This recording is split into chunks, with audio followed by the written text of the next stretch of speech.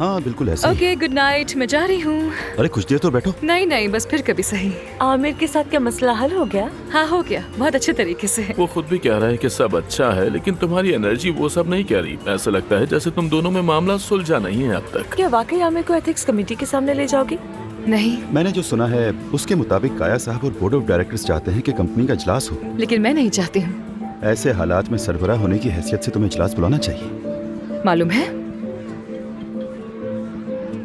लेकिन तुम अपने पार्टनर को शर्मिंदा नहीं करना चाहती। अब तुम्हें साबित करना है कि तुम बॉस हो या फिर एक अच्छी पार्टनर।